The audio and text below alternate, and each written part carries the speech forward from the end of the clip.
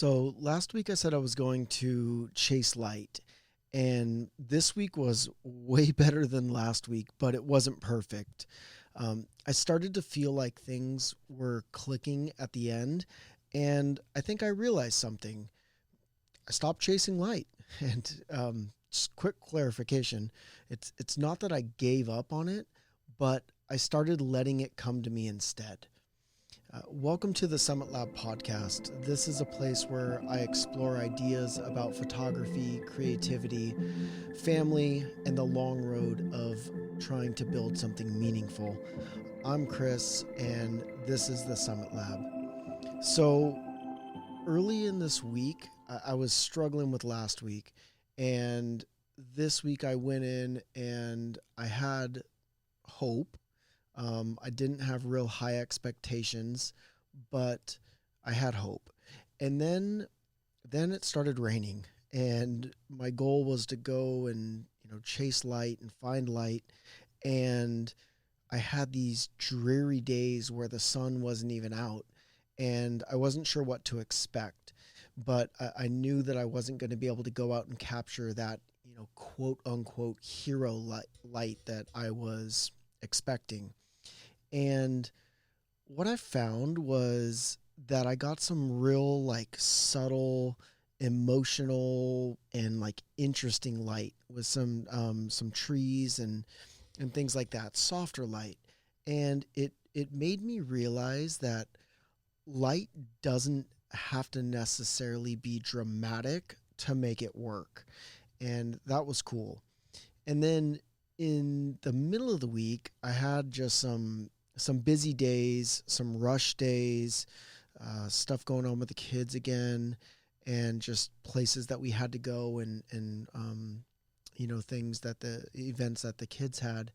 And so I was excited to shoot because I started to get better images, but I was rushed again. And there were a couple days where just nothing really hit for me. It just it just kind of it just felt rushed and just kind of blah, just kind of boring.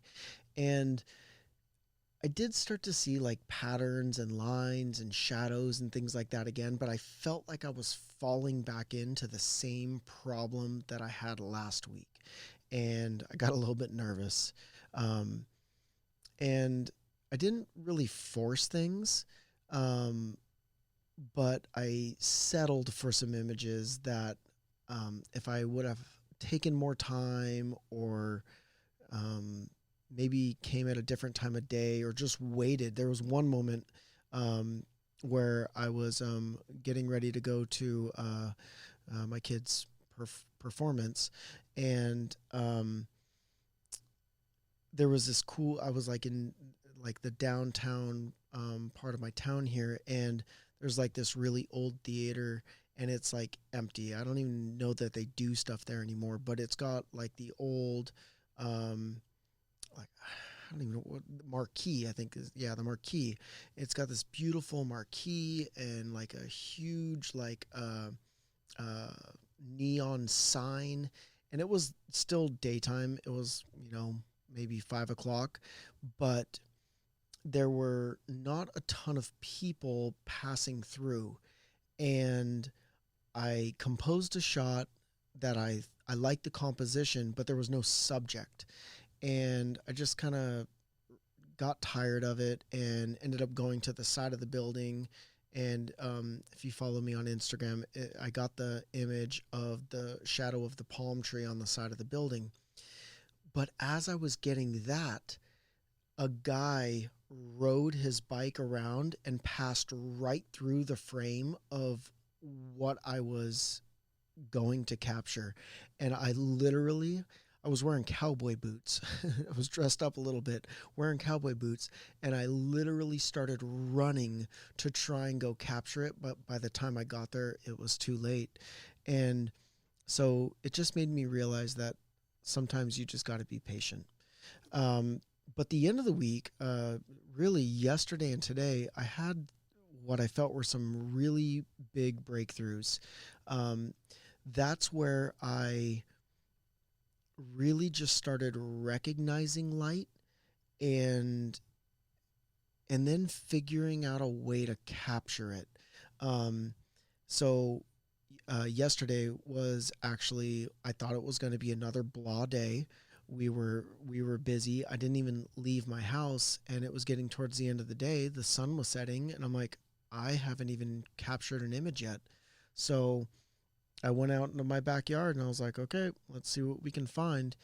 And something just caught my eye. Like there was some the sun was setting, and so I was starting to get some blasts of light through the trees of that really beautiful golden light on some of the things in my backyard. And I got some cool photos of leaves and stuff. But again, it just felt similar to the stuff that I'd been doing in the past. And the light was going quickly. Like as soon as I would see something, I would have moments, and then the light was gone.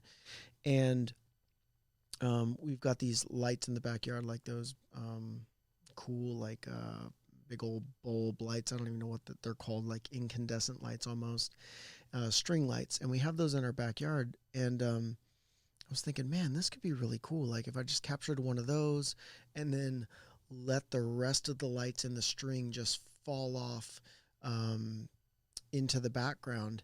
And I started composing it different ways until I ended up getting a really cool shot that I liked. It just focused on one of the bulbs, and because the bulb was so bright, I exposed for that, which made the background really dark, which worked out. And then you had this string of just bokeh lights tailing off to the right, and it was like what I was expecting I would get in the beginning. I just wasn't able to see it yet. And then something even cooler happened. I was like, okay, I got a shot for today. I'm sure that there's something there. I can process that. And I went to go feed my dog, and as I walked into the garage, it just hit me. The sun was setting, and the light was blasting through my garage doors with the absolute most beautiful light. And I ran back inside, and I grabbed the camera that was just sitting right there on the table, and I took it out, and I started photographing like straight on. And it was cool, but it didn't strike me. Like it wasn't something that I thought was really good. And then I just started like moving to try and find a way to better capture this moment. And again, the light was going down fast. I should post the frames, all the frames, just so you can see how fast it was going. But what I did is I got to an angle and used the light as like a line all the way through the frame. And I really love the image. It's so simple. It's just light coming through the glass on my garage. But it just created this beautiful pattern and this line leading into the frame. And it was just something I was really happy with. And so I'm starting to just see things and recognize it almost immediately. And now it's just like, how do I capture this? Um, so it's really starting to like guide what I shoot, and I feel like I'm getting more, quote unquote, story driven images. Um, and reality is, I didn't, I didn't need like perfect conditions. I didn't need perfect light.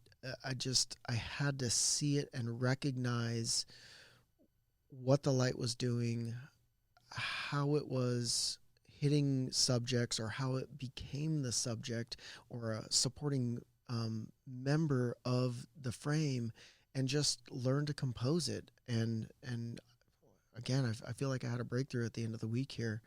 Um, it also made me realize that I didn't need to chase photos. A couple of weeks ago, I was traveling, getting in the truck and driving to different places every day to try and capture photos. Um, and some of my favorite photos from this whole process were literally taken of my garage door, which is insane. Um, and so I guess the problem wasn't really where I was, it was just how I was seeing. And I'm not going to stop traveling to take photos, those some of the moodier photos in the rain, I actually got in my truck and drove around and was like looking for something. And I probably spent like 30 minutes driving around in my truck looking for stuff. And the hard part about that was just getting in and out of the truck. There were moments where I'd park the truck, go photograph a bunch of stuff that I had just seen, and then I'd get in the truck. I'd drive 100 feet and go, oh, here's something else I want to go look at. And so I'd park the truck, get back out. And so I might just start taking like a bike around or something just to make it easier rather than driving the truck around. But anyways, this week was fun. I had a lot of fun. Um, I wanted to touch on a couple other things. I tried that 2.8 lens I got last week. I started the week off with that lens, and I realized that I just didn't love it. Yes, it was a little bit smaller. This is I'm back to the 1.8. This is the 1.8 lens, a little bit longer. It's width-wise, it's the same. So it's not huge. It's not a massive lens. It's manageable. I don't mind carrying it. It does give me more light. The quality is so much better. The bokeh is so much better. And so I'm back to this lens. I'm going to sell the 2.8 lens I got. I don't know what the heck I'm going to get yet, but I'll probably just trade it in for something else. And so again, it just proved that like gear wasn't really the answer. The backup systems are working well. The drives that I'm using, I've got it dialed in now. It's super fast. I'm really happy with that. Next thing I need to set up is like an offsite backup. I used to do that back in the day, 10 years ago. I used to keep a separate hard drive at my mom's house that I'd back up like once a month. I need to do something like that again. I've been, one thing that I really started this week, I guess a little bit into last week, but I started writing down all my thoughts before I even got to the computer. My buddy Adam had sent me a video about that and how like when you actually take pen to paper, you can articulate your thoughts better. It just makes you take more time. I can type faster than I can write. And sometimes that's good because I can just type and get stuff out really quick. But what I've learned is just writing down my thoughts lets me go through them first and just kind of articulate my ideas. And then I take them to the computer and put them in to, just um, more articulated thoughts based upon what I wrote. And then normally I put it into like AI to just help me compile it and just better sort through it. AI is really good at that. One thing I won't do, I refuse to do it, is just let AI write stuff for me. I always have to write it myself first and then let it help me kind of clean it up. Um, and so that moves me to next week's experiment. And I want to build on what I learned this week. And so the experiment I'm going to do this coming week is I'm going to have to see the image before I take it. And what I mean by that is I'm just not allowed to take the photo until I can identify the subject, the light, and the frame that I want. And if I can't identify those three things relatively quickly, I'm just going to move on. I'm not going to try and force photos or just have random shots and hope that something works. I want to force myself to start seeing the image in its finality before I even pull the camera up to my eye.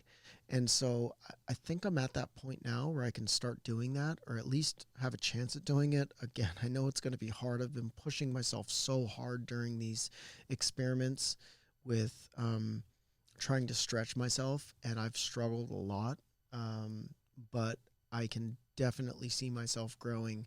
And my goal with this is just to try to train my instincts and lean into what was working over these past couple days. I actually got another shot tonight. I was rushed again, but I was able to get a pretty cool shot tonight, just literally in the car driving home, pulling out of a parking garage. Saw something that I was like, oh, this could look cool. So that's what I'm going to do. I'm going to just make sure that I have intention behind the shot before I even take it. This week wasn't perfect. It was definitely progress, definitely better than last week, like miles ahead of last week. I was really discouraged after last week. And what was more encouraging was the end of this week and some of the images that I was able to capture in the last couple of days. And I finally feel like I've stopped chasing light and I've actually started seeing it. And so that's encouraging. I will write more about this in my blog that will come out on Tuesday. I've got to formulate those thoughts, write them down first, and then I'll get them into the machine and publish those on Tuesday morning. I'll probably put some of the high resolution images that I took this week there if you guys want to take a look. And I thank you. This is the Summit Lab podcast, experiments in creativity, storytelling, and building a meaningful life.